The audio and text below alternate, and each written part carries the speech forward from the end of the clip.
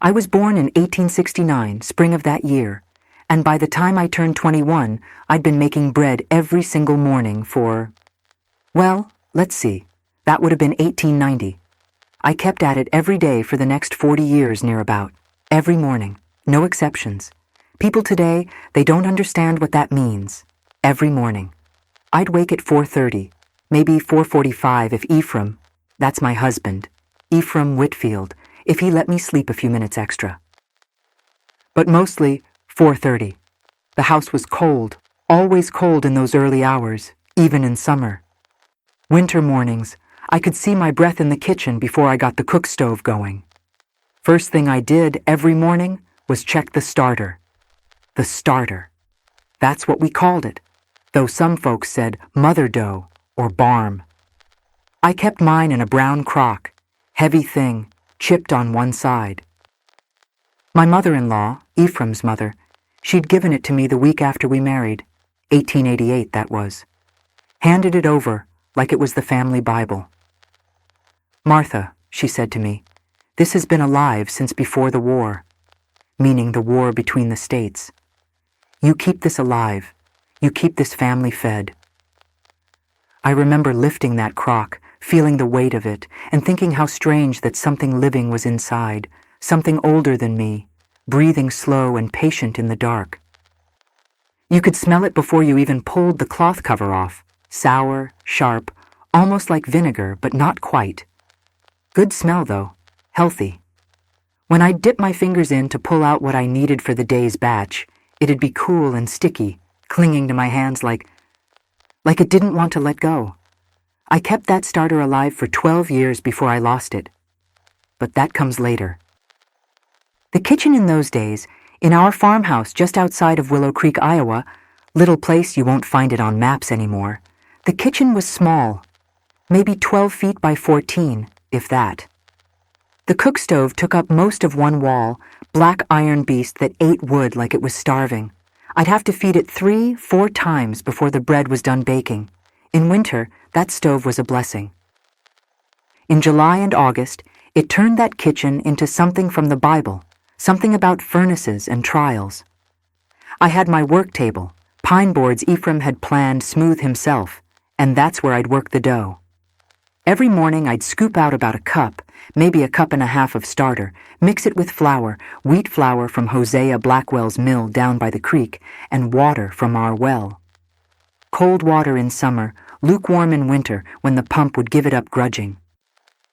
Salt, just a pinch, though sometimes two depending on how the dough felt under my hands.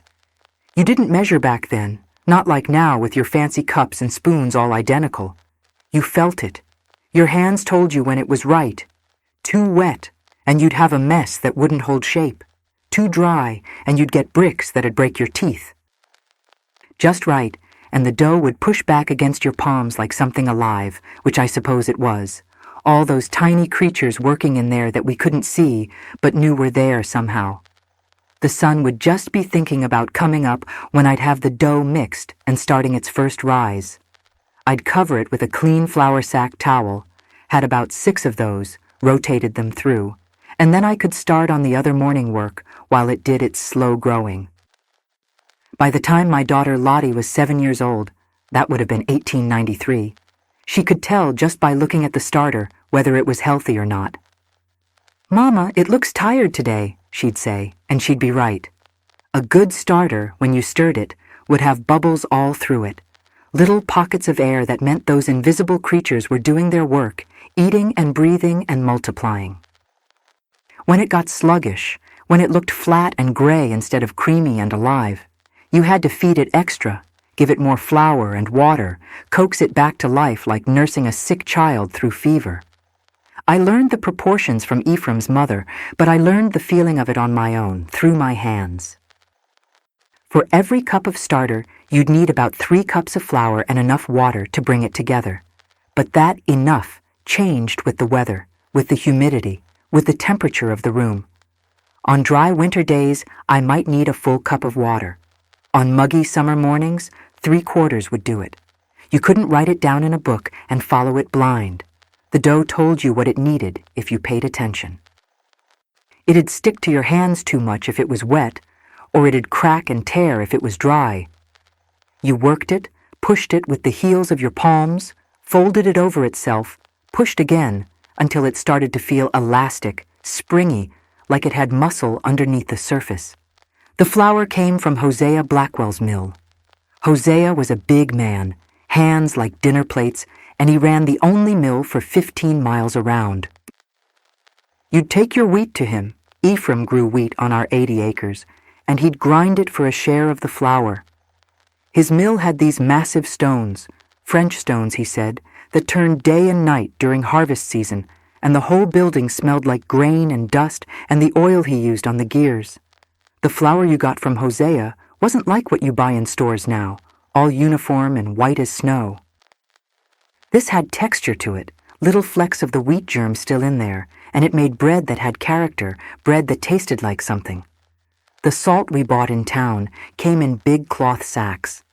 You'd need just enough to make the dough taste right. Too little, and the bread was bland as wallpaper paste. Too much, and it'd kill the starter dead. I learned that the hard way, my second month of marriage, when I was still nervous and measuring everything twice. Put in too much salt one morning, worked the dough, set it to rise, came back an hour later, and it hadn't budged. Flat as when I'd left it. I knew right then I'd poisoned it. Had to throw the whole batch out, and we ate boiled potatoes for dinner that night instead.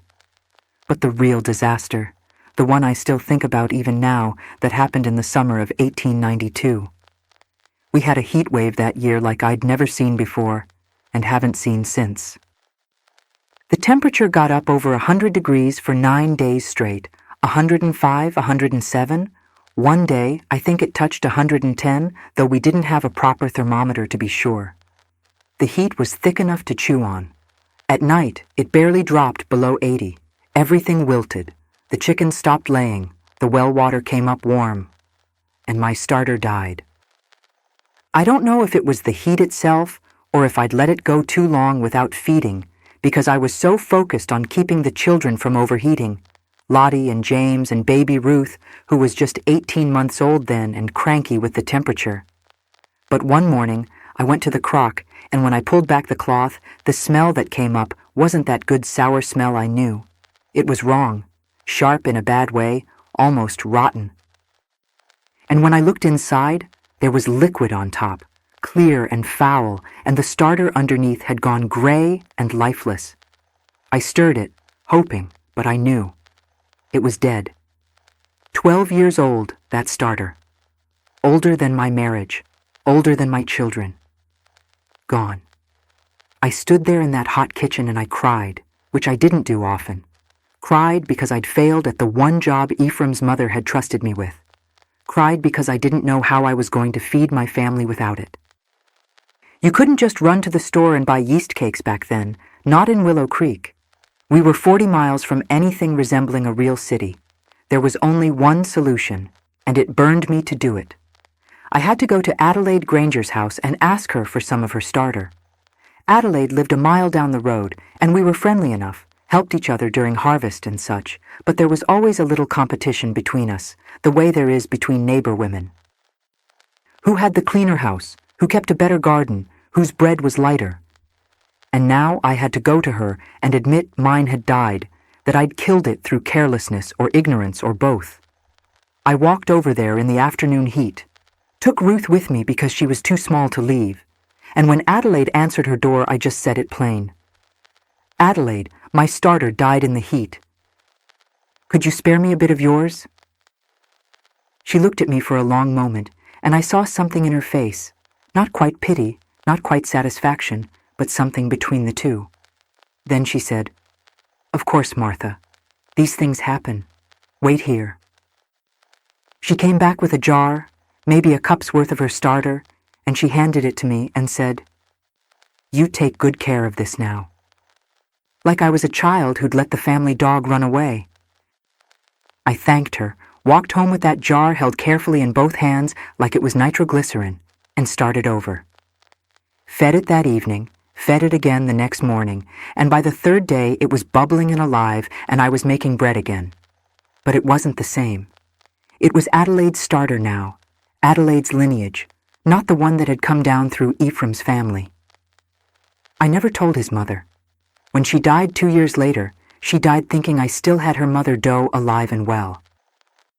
Maybe that was a lie, but it was a kind one. What people don't understand about making bread every single day is that it wasn't just the work itself, though Lord knows that was hard enough. It was the relentlessness of it, the fact that it never stopped, never paused, never gave you a single morning off to sleep past 4:30, or to nurse a headache, or to just sit and stare at nothing because you were too tired to move. The bread had to be made, every day. The family had to eat, every day. And if you were the woman of the house, that weight sat on your shoulders from the moment you woke until the moment you fell into bed at night, and even then it was waiting for you in the morning. My hands, by the time I was 25 years old, looked like they belonged to a woman of 50. The skin cracked every winter, deep fissures that would open up across my knuckles and the pads of my fingers, and they'd bleed while I worked the dough. I tried everything, lanolin, butter, even bacon grease one desperate February, but nothing really helped. The combination of the cold air, the constant washing, the rough texture of the flour, and the physical work of kneading, it just destroyed your hands. I'd wrap them in strips of cloth at night, cover them in whatever salve I could make or buy, and by morning they'd hurt just as bad. You'd be kneading the dough, and you'd feel that sting where a crack had opened fresh, and you'd see a tiny spot of red on the white dough, and you'd have to work around it, knead it away, hope nobody noticed. I got so I could tell the temperature outside just by how much my hands hurt. Below 20 degrees, they'd crack so deep I could barely make a fist. There was no such thing as a day off. Not Sunday, not Christmas, not Easter, not the 4th of July. I made bread on Thanksgiving morning before I started the turkey. I made bread on my birthday every year and nobody thought anything of it because that's just what you did. I made bread the morning after each of my children was born, Lottie on a Tuesday, James on a Saturday, Ruth on a Wednesday, and I was back in that kitchen with my hands in the dough before I'd even stopped bleeding from the delivery. You didn't have a choice. The men still had to eat breakfast. The children still needed their meals. Life didn't stop for women's troubles. The worst was when I got sick. Winter of 1894, scarlet fever went through our area, and I caught it from James, who'd brought it home from the schoolhouse. I ran a fever for 6 days that got up over 103 degrees, maybe higher. I remember lying in bed shaking so hard my teeth chattered, and I remember Ephraim's face looking down at me, worried in a way I'd never seen him worried before. But I also remember getting up on the 3rd morning of it, when the fever was still raging, and going down to that kitchen because there was no bread. Ephraim had tried to make it the day before, and it had come out like river stones, inedible, and we'd given it to the hogs. So I got up, even though my legs barely held me, and I made the bread. Measured out the starter with hands that shook so bad I spilled half of it, worked the dough sitting on a stool because I couldn't stand for long, and I remember the sweat just pouring off me, soaking through my nightgown, mixing with the flour dust until I looked like I'd been caught in a snowstorm. But the bread got made. It had to. The loneliness of it was almost worse than the physical work. Ephraim and the men who helped during harvest season, they'd be out in the fields from sunup to sundown, and I'd be alone in that house with the children for 14, 16 hours a day. The kitchen was my world. That small room with the cook stove and the work table and the one window that looked out toward the barn. I'd stand at that window sometimes, hands deep in dough, and watch Ephraim walking behind the plow in the far field, just a small figure in the distance. And I'd feel so cut off from everything, so separate from the world outside those 4 walls. The children were company, of course, but Lottie was busy with her lessons and helping with Ruth, and James was at that age where he wanted to be outside with his father, not inside with women's work. So it was me and the dough and the cook stove and the ticking of the clock on the mantel, hour after hour, day after day. Tuesdays were different. That was the day Adelaide Granger and Ida Pemberton would come over for our quilting bee, or I'd go to one of their houses. We'd sit together, 3 or 4 of us neighbor women, and we'd work on whatever quilt was in progress, and we'd talk. Just talk. About nothing important, usually. Whose cow had gone dry, what the weather was doing, whether the Methodists or the Baptists were having the better attendance that month. But it was voices other than my own and the children's. It was adult conversation. It was a reminder that there was a world beyond my kitchen. Those Tuesday afternoons kept me sane, I think. Gave me something to look forward to, something to break up the endless sameness of the days. Because that's what it was, more than anything else. The monotony. The same task, the same movements, the same routine, repeated so many times it stopped feeling like something you did and started feeling like something that happened to you, like the weather or the seasons. Wake, check the starter, mix the dough, knead, let rise, punch down, shape the loaves, let rise again, bake, cool, serve, clean up, sleep, wake, start over. 7 days a week, 52 weeks a year. Year after year after year. Your hands moved without you thinking about it. Your body knew the rhythm better than your mind did. You could make bread half asleep, and sometimes you did, especially in those early morning hours when you hadn't quite shaken off the dreams yet. I think what scared me most, looking back now, was how much of myself I lost to it. Not just the time, though that was considerable. I figure I spent about 3 hours every day just on the bread, start to finish, which adds up to, 21 hours a week, over 1,000 hours a year. But it was more than time. It was the way the work became who you were. People knew me as Martha who makes good bread before they knew anything else about me. My own children, when they were small, they'd watch me at the work table, and I think they thought that's just what mothers were, creatures who made bread. It never occurred to them, and barely occurred to me, that there might be more to a person than the work she did to keep everyone fed. The change came in 1898, though I didn't recognize it as change at first. It came in the form of a catalog, the Sears, Roebuck and Company catalog, thick as a Bible and full of things I'd never imagined you could order through the mail. Ephraim brought it home from town one afternoon in late spring, dropped it on the kitchen table while I was cleaning up from dinner, and said, "Adelaide's husband says there's some kind of powder in here that makes bread without starter. Thought you might want to look at it." Then he went back outside to check on the horses, and I stood there staring at that catalog like it might bite me. I didn't look at it right away. I finished the dishes, got the children settled for the evening, and only then, when the house was quiet and the sun was going down, did I sit at that table and open it up.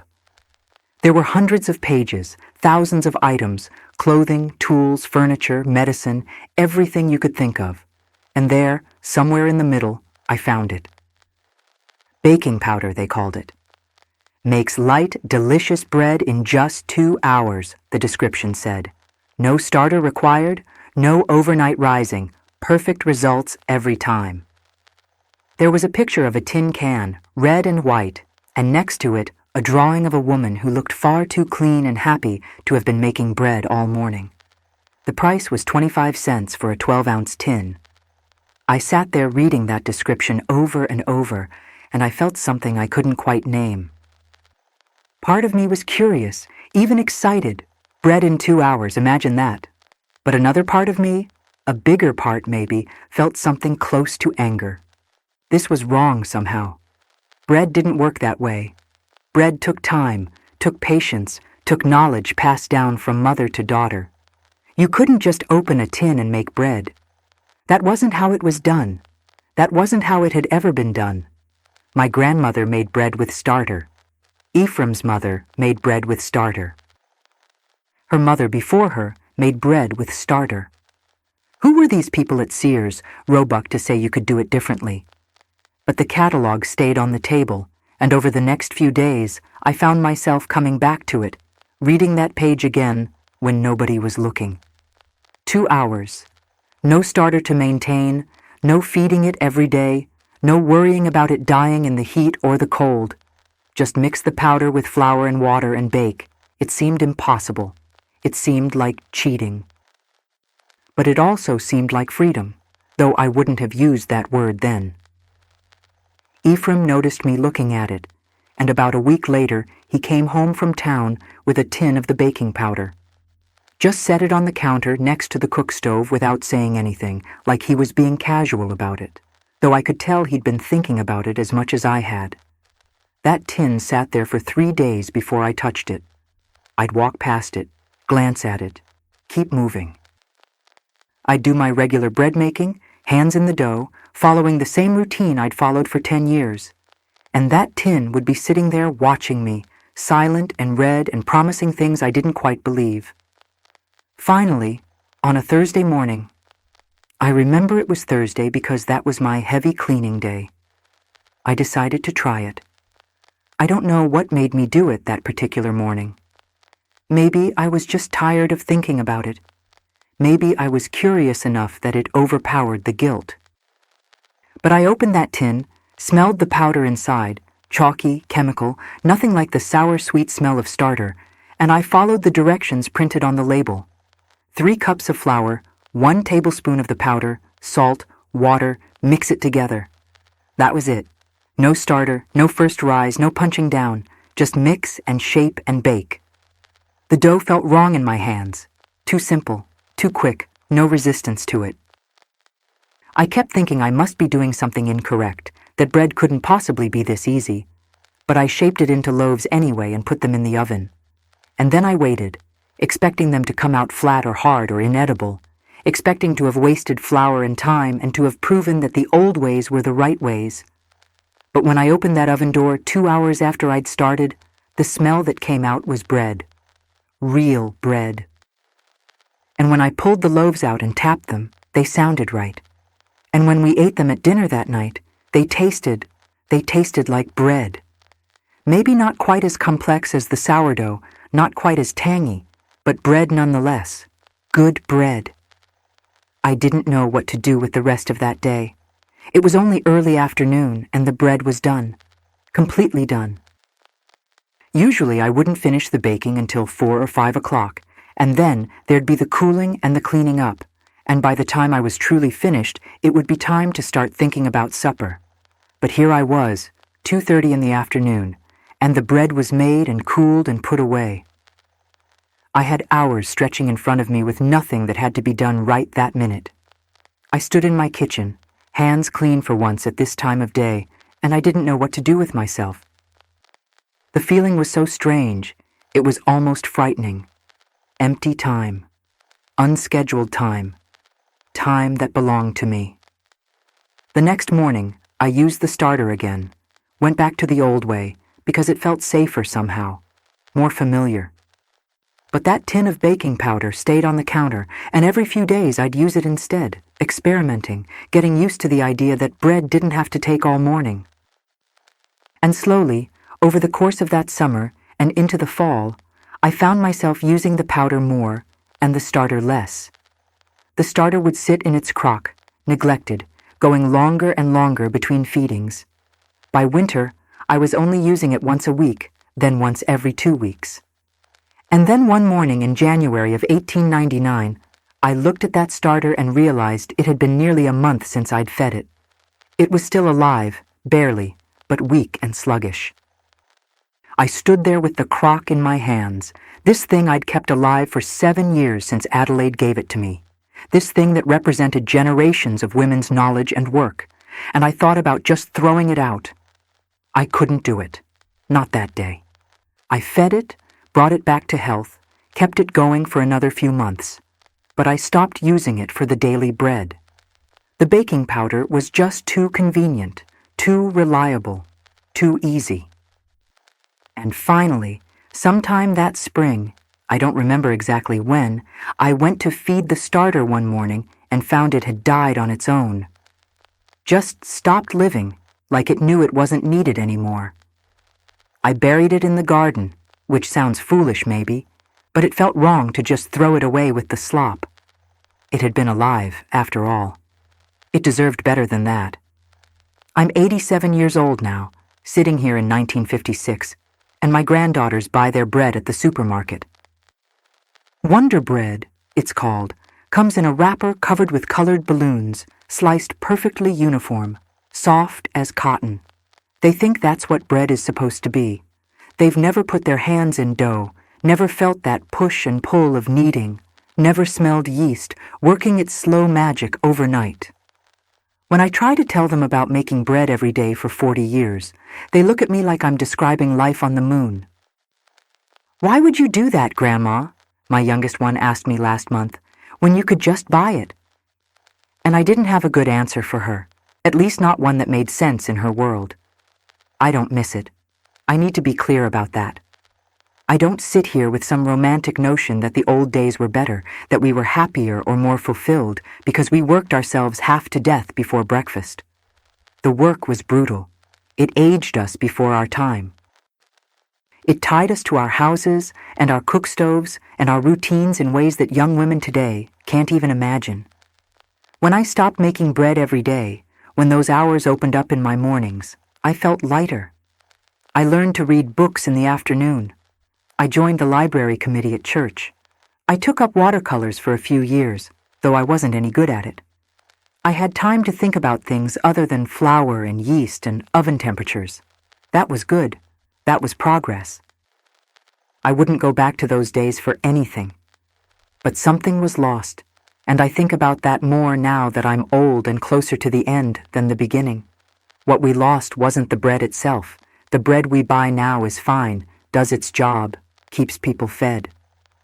What we lost was the knowledge, the understanding of how to make something from almost nothing, how to keep something alive through attention and care, how to read the signs that told you when something was right or wrong.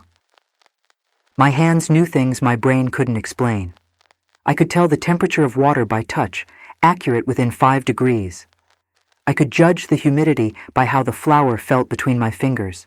I could predict how long a dough would take to rise based on the warmth of the room and the strength of the starter and 100 other tiny factors I wasn't even conscious of knowing. That knowledge came from repetition, from doing the same thing thousands of times until it became instinct. You can't learn that from a book. You can't learn it in a classroom. It has to be earned through time and work and paying attention. And it's dying with my generation. My daughter, Lottie, she's 53 now, and she can make bread if she has to, because I taught her before the baking powder took over completely. But she doesn't have the feel for it that I did, doesn't have those thousands of repetitions in her muscles and bones. And her daughters, my granddaughters, they have no idea at all. If something happened, if the stores closed and the deliveries stopped and they had to feed themselves from scratch, they'd starve. Not because they're stupid or lazy, but because nobody taught them. Nobody needed to teach them. We built a world where that knowledge became obsolete. I think about that sometimes, late at night when my arthritis is bad and I can't sleep. My hands at 87 are twisted and stiff, the knuckles swollen, the fingers bent in directions they shouldn't go. But even now, even with all the pain and all the years since I last made bread from starter, my hands remember. I'll be sitting in my chair, and my fingers will start moving on their own, making the motions of kneading even though there's no dough there. Push with the heels of the palms, fold, quarter turn, push again. The pattern is still there, buried deep in muscle memory, waiting. Sometimes I close my eyes, and I can feel the dough under my hands, cool and elastic and alive. I can smell the sour tang of the starter, the warmth of the baking loaves. Those sensations are as real to me now as they were 60 years ago, maybe more real because I know they'll die with me. There won't be anyone after me who knows what I know. Not in my family, probably not anywhere nearby. Oh, I'm sure there are people somewhere still keeping starters alive, still making bread the old way, but they're rare now and getting rarer. In another generation or two, it'll be gone completely except as something you read about in history books, like spinning your own thread or forging your own nails. It'll become a curiosity, something quaint that people did in the olden days, and the actual skill of it, the knowledge in the hands, that'll be lost forever. I don't know if that matters in the grand scheme of things. The world moves on. Things change. We get electricity and running water and store-bought bread, and those are improvements, genuine improvements that make life easier and better in most ways. I'm not fool enough to think we should go backward. But I wonder sometimes what we're building here, what kind of people we're becoming when we lose touch with the basic things, the fundamental skills of survival. My great-granddaughter, she's 6 years old, and I watched her try to help her mother in the kitchen last week. She couldn't crack an egg without getting shell everywhere, couldn't tell you where butter came from, thought vegetables grew in the frozen food aisle. And it's not her fault. She's a smart girl, bright as a penny. But she's growing up in a world where you don't need to know those things anymore, where everything comes in packages, and knowing how to make something with your own hands is a hobby, not a necessity. Maybe that's fine. Maybe I'm just an old woman holding on to the past because it's all I have left. But when I think about what happens if the trucks stop running, if the power goes out for good, if all these systems we depend on break down, I think about who would survive and who wouldn't. And I know I would have survived, even at my age. I knew how to make food from raw ingredients. I knew how to keep things alive that needed keeping. I knew how to work with my hands and my back and to keep going when I was tired because the work didn't care if you were tired. Those skills kept my family fed through the Depression in the 1930s, through the war in the 40s, through hard years when store-bought anything was a luxury we couldn't afford. But my granddaughters, my great-granddaughters, they don't have those skills. They don't have that knowledge. And I couldn't pass it on to them even if they wanted it, which they don't, because it's too late now. My hands are too broken to teach with. My time is too short. The moment has passed. So I sit here and I remember. I remember the weight of the crock in my hands every morning at 4:30. I remember the way the dough felt when it was just right, alive under my palms. I remember the smell of bread baking and the satisfaction of pulling perfect loaves from the oven and knowing my family would eat well that day because of my work. I remember all of it, the good and the bad, the beauty and the brutality. And when I'm gone, that memory goes with me. The last direct link to that world, to that way of life, disappears. And maybe that's how it should be. Maybe every generation has to lose something for the next one to gain something else. But it makes me sad anyway to think of all that knowledge, all those thousands of hours of work and learning and mastering a craft just vanishing like smoke, like it never existed at all.